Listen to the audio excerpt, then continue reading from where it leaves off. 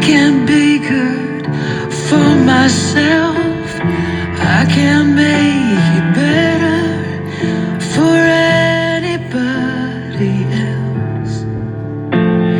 Maybe it's all lights gone out,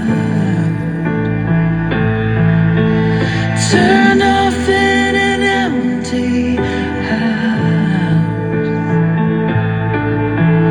Nothing's gonna change until I do. And I can't be no use to you if I can't make this on my own. I can't make it better if I can't face this all alone. And it would be so easy to stay easy, and that's what I fear. I never wanna look back and regret it all by staying here. And maybe it's all lights gone out, turn off in an empty house. Back there's not a place that I can be.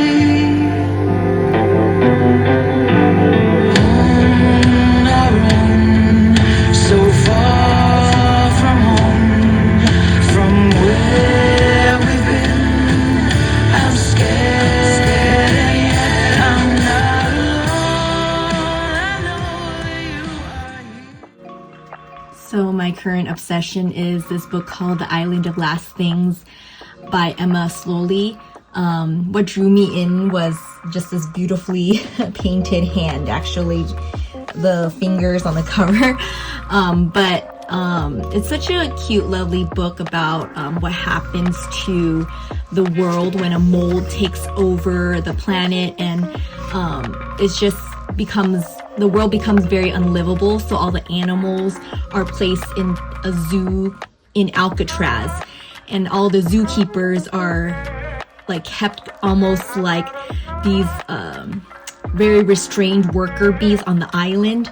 And there are two main characters named Camille, who's this shy, introverted robot worker of a zookeeper, and this more free, older female named Sailor. And she's a little more brave and very much into saving the animals and giving them a better life. So I really related to the shyer Camille character because she's this worker bee. And I started annotating this book like I did in like literature class in high school. And I would like, every time I would see like a word I didn't know, like zoononic. Zoononic is jumping from non-human to human. And this describes like a disease like the modern Ebola from fruit bats. So I learned a lot because there are all these like fun facts and new animals I've never heard of, like a Central American anteater is called a tamandua, you know? So I would mark them like this is an animal I didn't know. I would mark it with like a little diamond. So I was getting super nerdy. But I think what I related to this Camille shy character was that she was this like worker bee that was very isolated, you know, working from home like many of us are. And just the allegory between the animals and the humans was such a interesting feature of this book, because the animal behavior kind of reflected the human behavior, you know, of being isolated. But it just touched me in so many different ways. So I highly recommend it.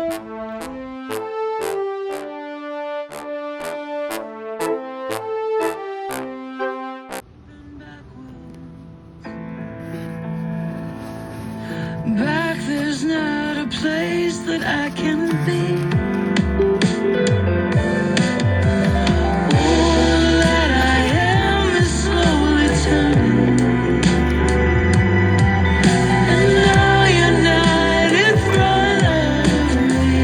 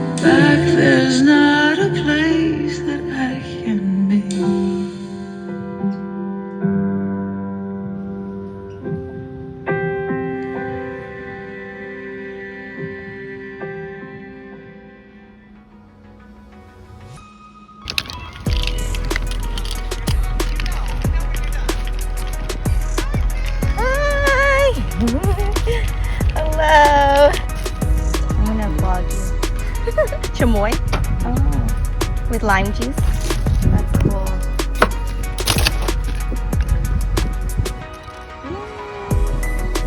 Oh, it looks like ketchup. But it's hot sauce, right? Tahin? Oh, tahini, yes.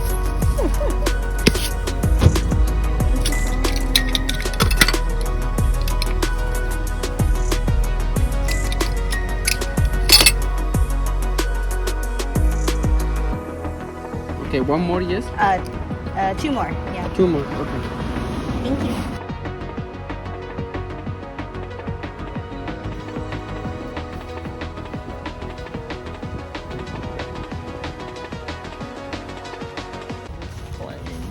Vicky does like 6 paintings for every one painting I do. Oh! Oh my god. That's so nice. The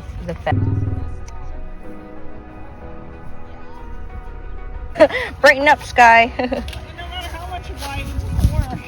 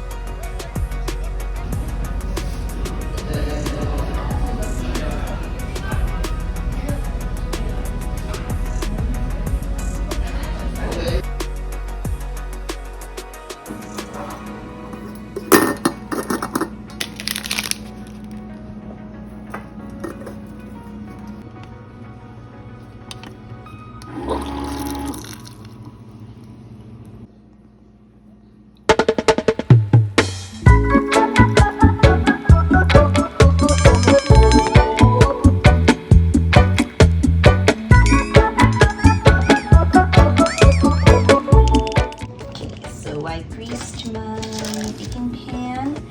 I'm going to combine the flour,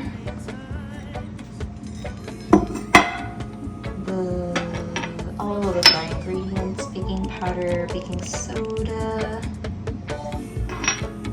salt, cloves, nutmeg, cinnamon, and I'm gonna whisk it all. Ooh, that clove smell is like really popping through. So here's my KitchenAid. Actually, the order is butter and sugar, medium speed first.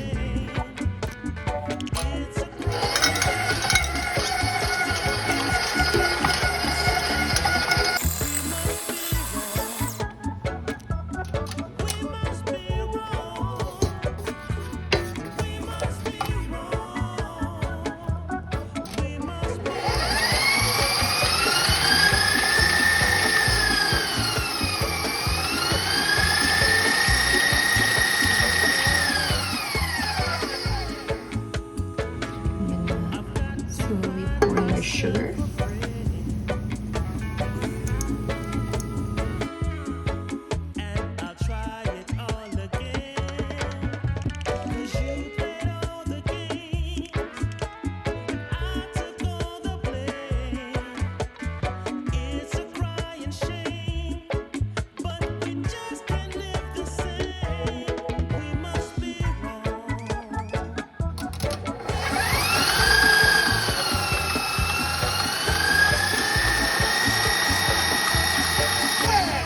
So I kind of like to get it in this kind of consistency, like all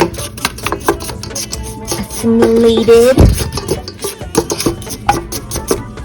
Gather it together, and then I'll add in eggs and then I will add in pumpkin. This pumpkin is very unsweetened. Okay, I'm gonna put this in.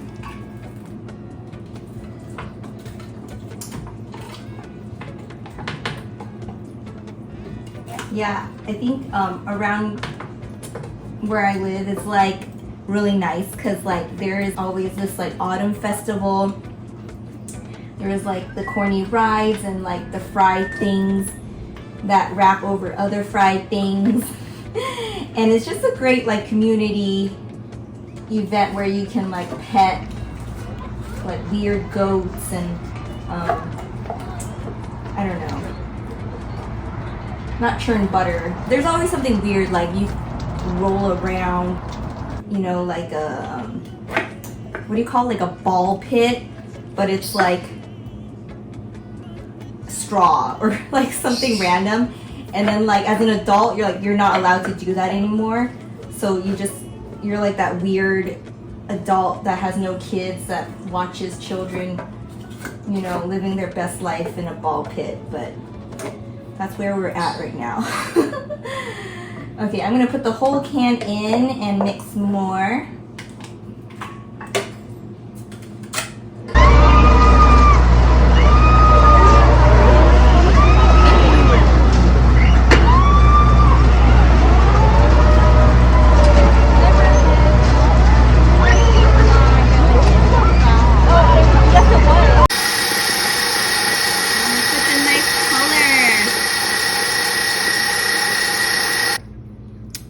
To scrape off sides with Chinese wood rice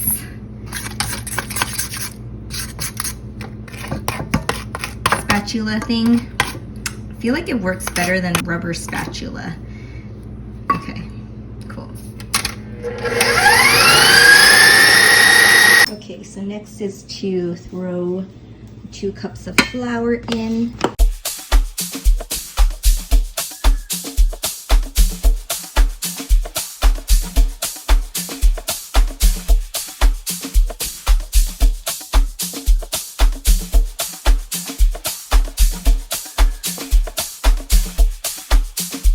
Okay, so what I like to do is to flatten it out a bit. Get rid of some air bubbles. And I like it messy. Like I like when, like, you know, it bakes and it retains some curve. But I'm actually gonna use my toaster oven instead of my big baking oven, and hopefully it works, because if y'all are Asian, you know that we use a baking oven as storage for like all our weird Asian snacks, like fish snacks and other weird like dried clams and and like the weird jelly beans that no one in your family ever eats since like 2010. So, but we're too cheap to like throw away. So yeah, I'm gonna use the toaster. Okay, so we're gonna do 65 minutes. Yeah, usually you can use parchment paper in ovens, but because it's just so high, it's like burning the paper. I think it's wax paper that you're not supposed to extend past the edge of the cake. But okay, here we go. Let's try this again. 350.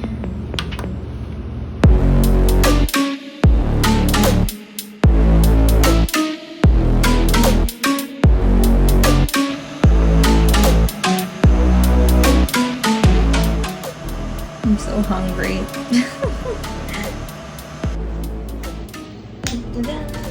Okay, it does smell a little burnt, but I think it will make a good top.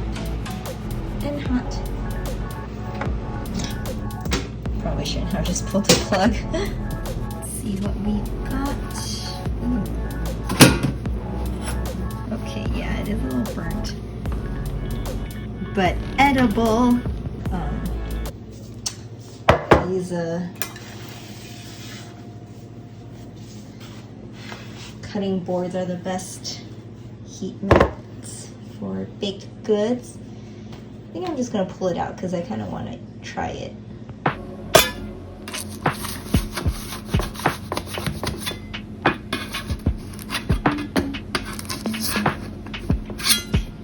And I can flip it. Ooh, it's kind of long. Okay. Beautiful. I could just cut this and probably just read it.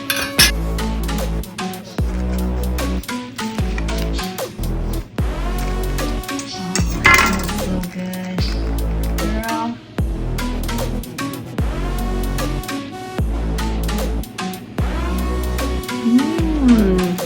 Very hard on the outside. Not hard, like not in a bad way, like crispy on the outside. And pumpkin-y in the center. I think that's just right because I like it crispy. Yum! So I like to put butter on butter. Yum! It's pretty good.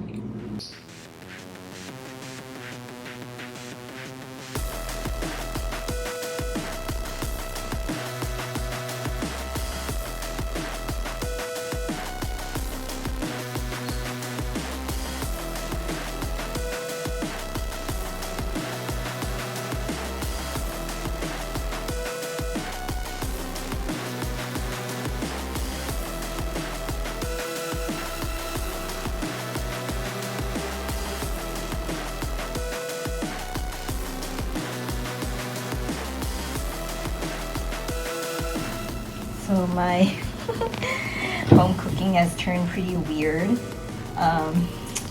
This is my messy spam musubi. This is, I don't even remember what I threw in there, like dates from the yard, oranges,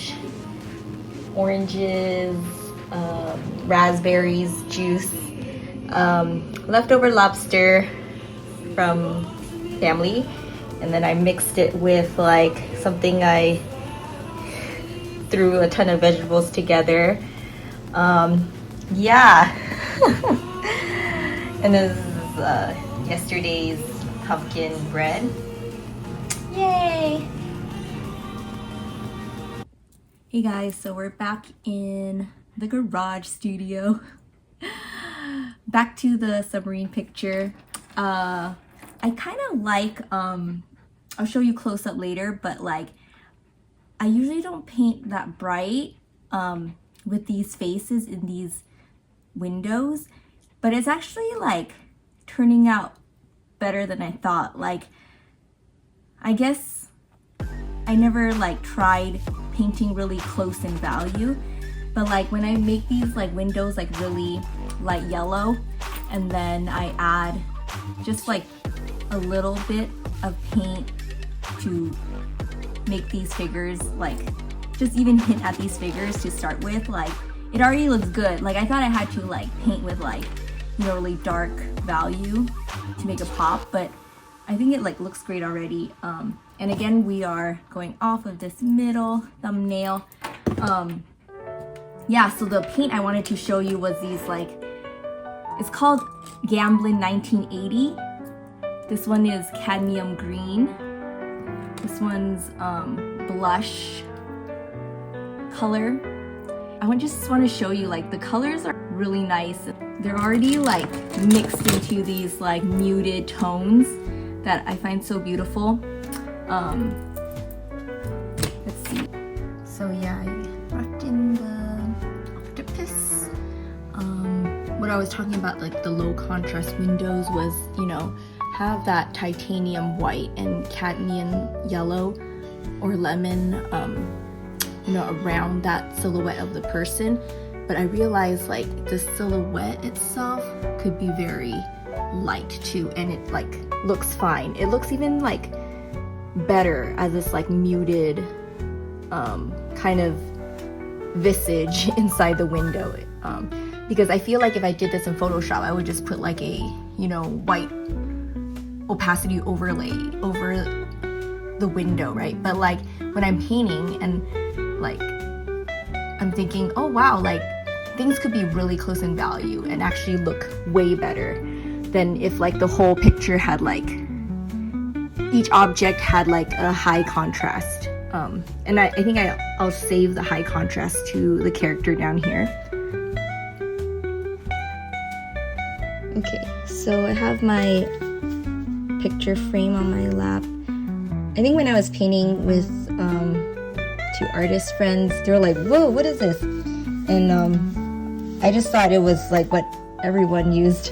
But yeah, like it is just a plastic clear palette. I leave the cardboard inside, kind of like as a medium value for other things, for the paint colors to pop out.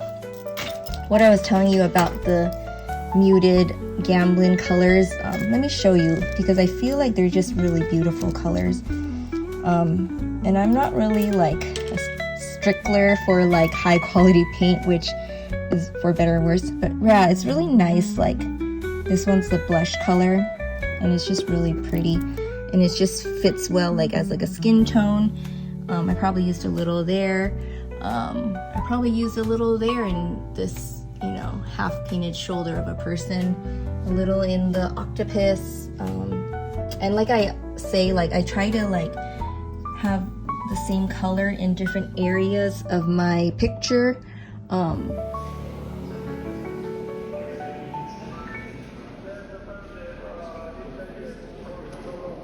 Each day on Ascension Day, the city of Venice was symbolically wedded to the Adriatic Sea, a sign of the Republic's eternal dominion over the seas. This painting depicts the Venetian ship of state, the Bucentoro, from which the Doge, or the Chief Magistrate of Venice, will toss a ceremonial wedding ring into the water.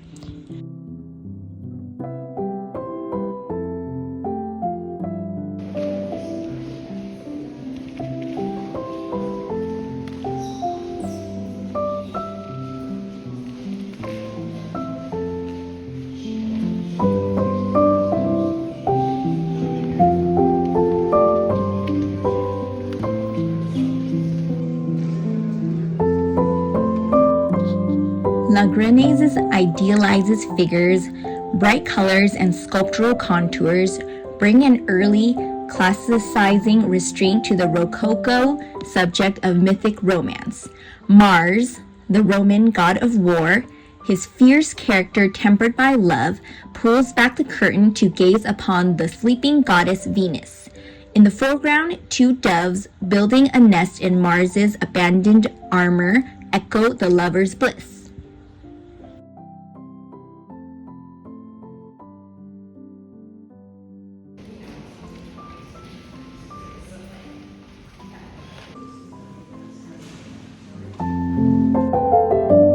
Here the artist created a delightful Rococo paradox by suggesting messiness and informality with his meticulous technique and careful composition. This kind of wit and charm would have been as highly prized by wealthy collectors of the 18th century as were the Chinese porcelain and lacquer the artist so brilliantly depicted.